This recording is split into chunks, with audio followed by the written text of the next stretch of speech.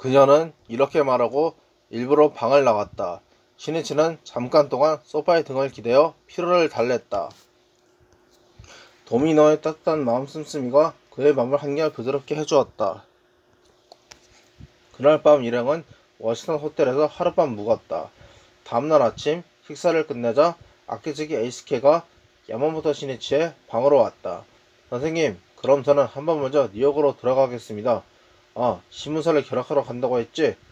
아키즈키는 이날 저녁 세이키오 신문의 편집부장으로서 뉴욕타임스 본사를 방문하여 견학할 예정이었다. 단단히 견학해 무엇이 뉴욕타임스를 세계적인 신문으로 만들었는가를 배워오게. 그리고 좋다고 생각되는 건 무엇이든 도입하는 게 중요하다. 언젠가는 세이키오 신문도 일간으로 되어야 하며 우선 누구나 인정하는 세계 인류의 신문으로 만들어야 하기 때문이네. 시니치에게는 일찍이 도다 도세이가 자주 세이키오 신문을 전 세계 사람들이 읽는 신문으로 만들고 싶다는 말이 마음 깊이 새겨져 있었다. 그 말을 그는 반드시 실현시켜야 한다고 다짐해왔다. 그리고 그것을 위해 어떻게 하면 세이키오 신문을 세계적인 신문으로 키우는가를 언제나 고심해왔던 것이다.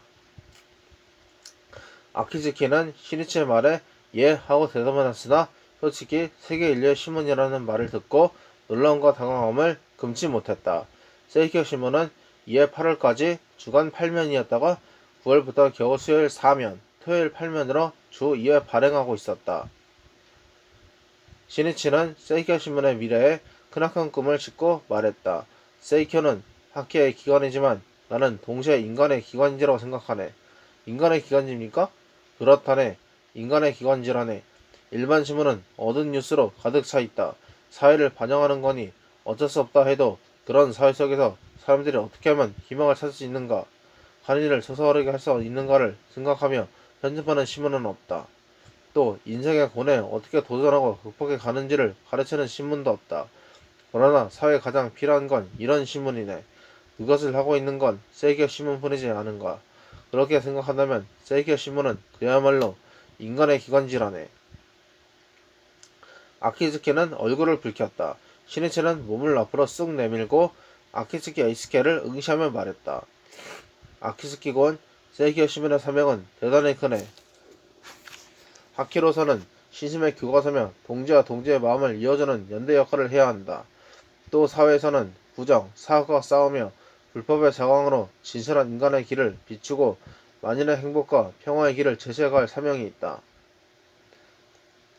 군부 정부와 목숨을 걸고 싸운 마키코지 선생님, 도다 선생님의 정신을 계승하는 학계 기관이자 아니고서는 진정한 평화의 길은 논할 수 없네. 시니치는 도다의 모습을 우러러보듯 눈을 가늘게 뜨고 창밖으로 시선을 돌린 채 말했다. 도다 선생님은 불법자로서 탄압을 받았을 뿐더러 전체적인 잡지, 발행자로서도 군부정보가 보이지 않는 곳에서 투쟁을 계속했던 걸 알고 있나? 아니요, 몰랐습니다. 도다 선생님은 들은 이야기지만 선생님은 1940년 1월에 수학생 1번이라는 소년 월간지를 창간하셨다.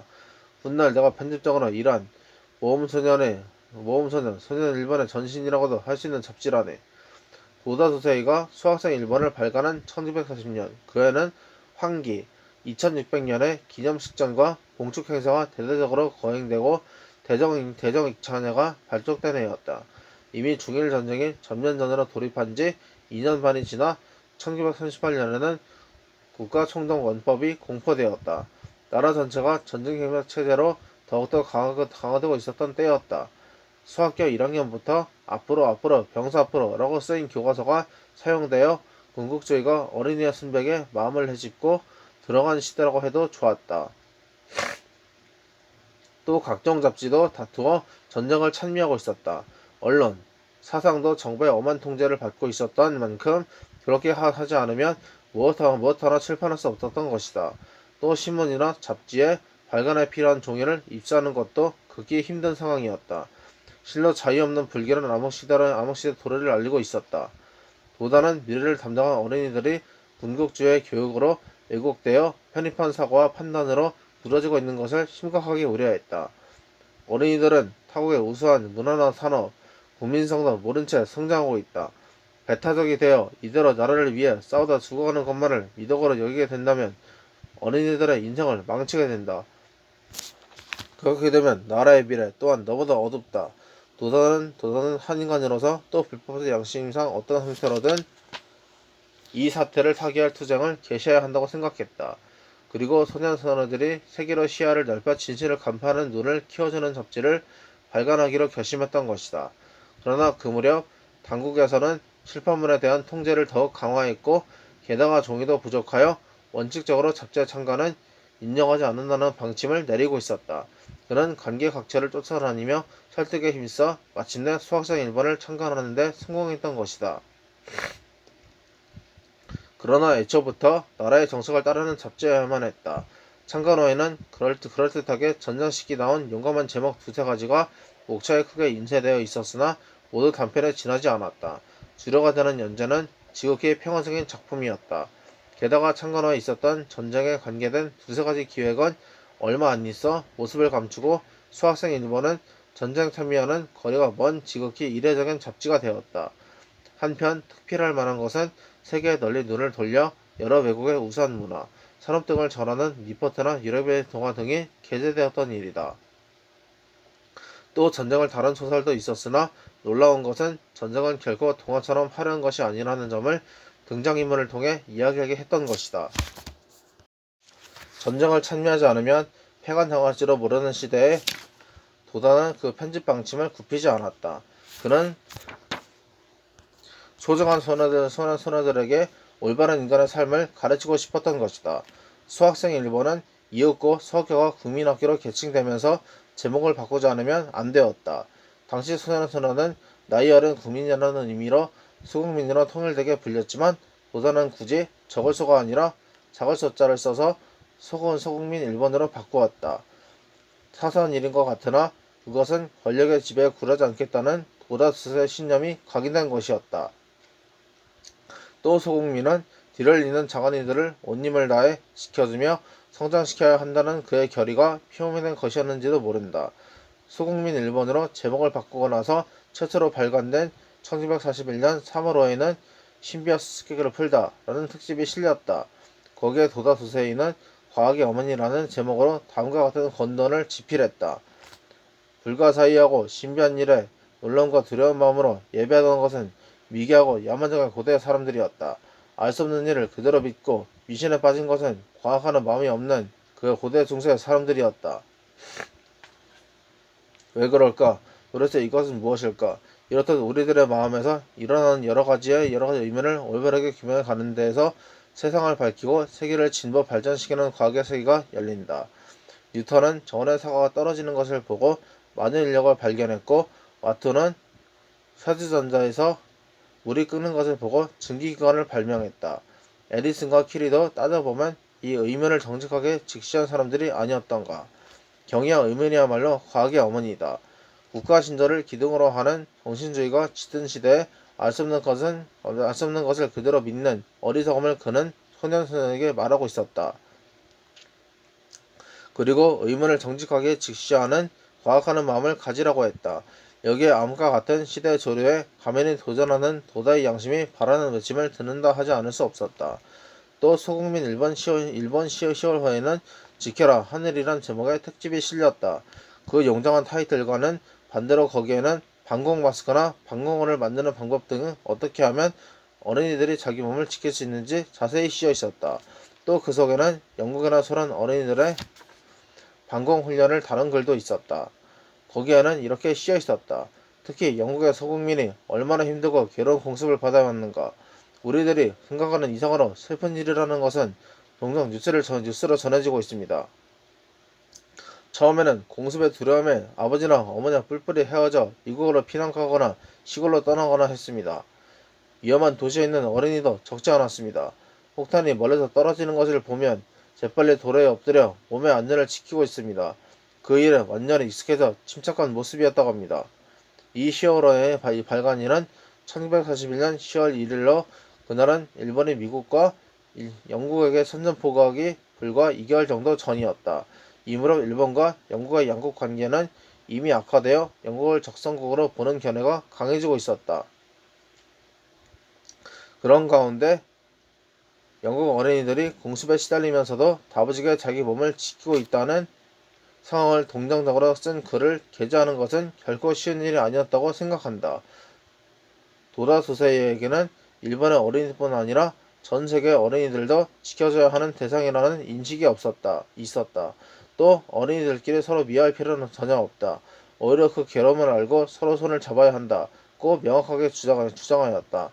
말하자면 특집 타이틀이야말로 지켜라 하늘이었으나 그가 지키려 했던 것은 일본의 하늘보다는 처세들을 담당할 소년선의 존귀한 생명이었던 것이다. 이 기획 속에도 살아라 살아다오라고 필사적으로 젊은 혼에게 호소하고 있는 도다의 마음을 헤아릴 수 있을 것이다. 소국민 일본은 1942년 4월에 폐간되었다. 통제가 더욱더 심해지는 가운데 당국의 의도대로 전쟁을 찬미하고 죽음의 재촉을 선동하는 잡지를 만드니 차라리 폐간하는 길을 그는 선택했던 것이다. 전후 일본의 저널리즘은 한결같이 평화주의로 전환했다. 언론, 출판의 자유가 보장된 세상에서 평화를 외치는 것은 쉽다. 그러나 그것이 평화주의의 가면을 쓰고 있는지 아닌지를 간파하려면 저 전쟁 중에 무엇을 했는가를 물어야만 한다. 이것은 저널리즘에 그치지 않고 종교도 마찬가지이다. 오늘날 아무리 평화와 민주를 외치고 정의의 가면을 쓰고 있을지라도 전쟁 중의 모습 속에서 그 교단의 정체가 있다는 것을 간과해서는 안 된다. 야마모토 시니치는 보다가 발간한 이 소년선화 잡지에 대해 알고 있는 모든 것을 아키즈키 HK에게 말했다. 도다 선생님은 그런 시대 속에서 저널리스트로서 최후의 최후까지 싸우셨다. 그것이야말로 세키어 신문이 이어받아야 하는 정신이야. 신문은 철학도 없는 언론은 여기서는 덧없는 것이네. 그러나 세키어 신문에는 불법이라는 대생명 설리가 있다. 아키즈키는 긴장한 얼굴로 시니치 이야기에 가만히 귀를 기울이고 있었다. 나뭇잎 사이로 비치는 햇빛이 호텔 창으로 반짝반짝 빛나고 있었다. 아키즈키가 질문했다. 안경너머에 눈 깊숙이 불꽃이 타오르고 있었다. 야마모토 선생님, 세계 신문을 세계 인류의 신문으로 만드는 기사를 쓰려면 가장 명심해야 할 점은 무엇입니까? 우선 기관지로서 당연히 동지가 확신과 자신감을 갖고 용기를 쏟게 하는 기사를 쓰려고 명심해야 하네. 그 위에서 근본적으로는 대불법의 자비의 정신을 근본으로 세계의 평화, 인류의 행복을 추구하는 거네. 국가 이해나 이데올로기를 따르는 게 아니라 지구민족, 지구가족으로서 다 함께 인간의 길을 탐색하고 만들자 하는 주장이 중요하다. 나는 세히어 신문을 세계의 양심, 세계의 양식이라 일컫는 그런 신문으로 만들어야 한다고 항상 생각한다네. 이것이야말로 본래 대부법 정신이기 때문이네. 아키즈키는 발성의 껍질이 크게 부서지는 듯한 심정이었다. 그는 자기 나름대로 신문의 사명을 생각했으나 거기까지 생각해 본 적은 없었다. 더욱이 중요한 건 일체 중생이 모두 평등하다는 불법의 보편적인 천리를 어떻게 알기 쉽게 사회적으로, 현대적으로 그리고 참신하게 펴져 있는가다. 요컨대 누구나 알 수 있는 열린 언어로 불법을 말하는 거네. 학회원밖에 이해할 수 없는 신문이라면 사회에 넓힐 수 없지. 하며 회원도 이해할 수 없는 난해한 신문이라면 편집자의 자기 민족이 되고 만다. 그리고 나서 사회가 무엇을 요구하고 무엇을 필요로 하는지를 정확하게 간파하는 거네. 사회가 바라는 모든 해답이 불법에도 학회의 현실 모습 속에도 준비되어 있다. 그것을 사회, 시대 테마에 맞춰 언제든지 될 수 있는가 어떤가다. 그리고 나날이 혁신하는 거네. 시대는 움직이고 있다. 사회도 움직이고 있다. 인간의 마음도 움직이고 있다. 그 움직임에 민감하게 반응하면서 적발과 공감의 지표를 끊임없이 제시하는 거네. 그러므로 기사의 제목이나 기사 또는 면에 배치려고 해도 과거의 것을 답습하여 거기에 안주하면 안 되네. 신문은 살아있는 것이라 해도 좋다. 신선하지 않은 생선은 거리도 보지도 않는 것처럼 사선과 매너리즘에 빠진 신문은 독자한테 외면당하고만 해. 그것은 명쾌하면서도 요점이 분명한 지도였다. 귀를 기울이고 있던 아키즈키의 얼굴이 차츰 밝아지고 있었다.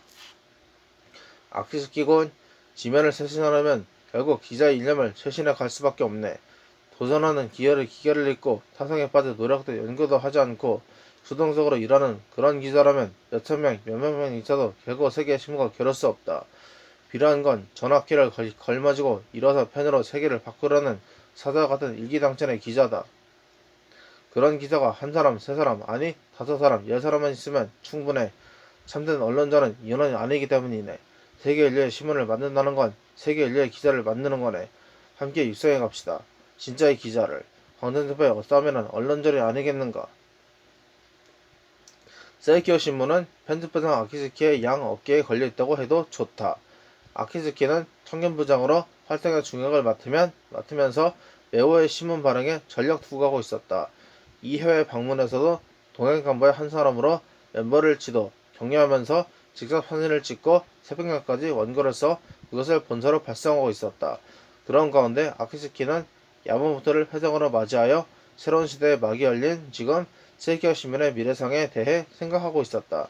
그러나 안개가 낀 듯 명확한 전망을 세울 수 없었다. 그러한 아키즈키의 심정을 헤아려 야마모토 시니치는 이날 세이키오 신문에 대해 이야기를 나눈 것이다. 더욱이 그는 희망찬 미래를 그리면서 말했다. 10년, 15년만 있으면 해외에도 세이키오 신문에 많은 특파원이나 기자원을 내보내게 되겠지. 그리고 세이키오 기자가 각국 대통령이나 지식인을 인터뷰하면서 불법의 평화 사상을 당당히 논해가는 일이 일상 다반사로 될 시대가 반드시 온다. 또한 각계를 대표하는 전 세계 지도자가 세이키오의 원고에 끊임없이 기거하며 함께 한국 평화의 길을 탐구해가는 가지 않겠는가? 그렇게 되면 재밌을 거네. 예! 아키즈키는 오늘 얼굴로 끄덕였다. 시니스의 구성을 들으니 미래의 한 줄기 빛이 보이는 듯 했다. 마음이 상쾌해지고 몸도 가벼워지는 느낌이었다. 아키즈키는 힘찬 모습으로 뉴욕타임스 본사로 향했다. 아키즈키 HK를 보낸 야마모토 시니치는 나머지 동행 간부들과 함께 수도 워싱턴을 시찰하러 나갔다. 하늘은 맑게 개이고 단풍이 들기 시작한 가로수가 무성했으며 배가의 건물들이 눈부시게 빛나고 있었다. 세계에서도 보기 드문 아름다운 공원 수도라고 불리는 만큼 워싱턴 DC는 자연과 건물이 훌륭한 조화를 이루고 있는 도시였다. 일행은 국회의사당과 백악관, 워싱턴 기념탑, 링컨 기념관 등을 돌았다. 대객전 건설을 앞두고 있던 때인 만큼 건물에 대한 일행의 관심은 깊었다. 특히 그리스 신전풍의 돌기둥과 계단에 있는 링컨 기념관이 일행의 마음을 사로잡았다. 중간 느낌이 들어 대단히 좋군요. 주저 기여시가 감탄의 소리를 냈다. 확실히 강한 힘이 있군. 대객전에도 이런 양식을 도입하고 싶어지는군. 기념관을 올려다 보면서 신이치가 말했다. 좋은 생각이십니다. 혈계 관계자 의논해 보겠습니다. 주저는 기쁜 듯 수첩에 메모했다. 이때 한 신이치의 제안은 훗날 대객전 정면의 대계단으로 실현되었다. 그리고 나서 일행은 타이덜 베이슨이라 불리는 포토맥 강으로 이어지는 호숫가를 거닐었다. 뺨을 스치는 가을바람이 상쾌했다. 호숫가에는 벚나무가 심어져 있고 건너편에는 햇빛을 받아 빛나는 잿밭은 기념관의 흰 돔이 보였다. 벚나무 잎은 이미 붉게 물들어지기 시작했으나 꽃이 남아있던 향기로운 봄에는 빛이 아름다웠을 것이다. 오페비룹에 여기에 오고 싶군.